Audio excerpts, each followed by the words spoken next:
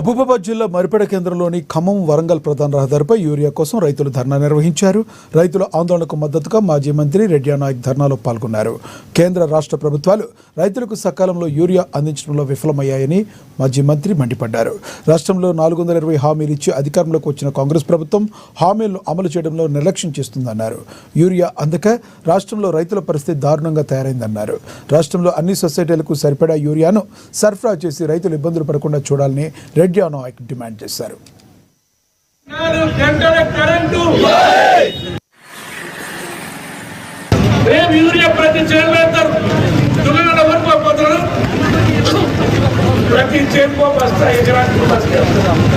Urea లేదు, సగం దిగుబడి కూడా రాదు. పూత పోయేది కాయలేదు, ఒకవేళ పూత పోసినా నిలవదు. రైతు పరిస్థితి ఏంటి నేను అడుగుతున్నా.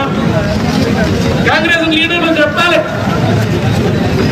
పొలం నాటబెట్టిండ్రు, 10 రోజులకి 10 రోజులకు మొదటి దెబ్బ యూరియా వేయాలి.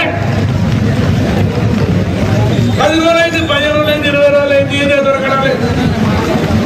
4 పుట్లు కావాల్సిన వరి చేను 2 పుట్లు కూడా కనీసం నాటు పూళ్ళు పెట్టిన పెట్టుబడి చునిన కిరాయి.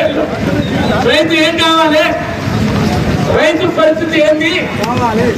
ఈ రాష్ట్రాన్ని పాలించే వాళ్ళకు తరగా లేదా? వాళ్ళకి అవగాహన లేదా?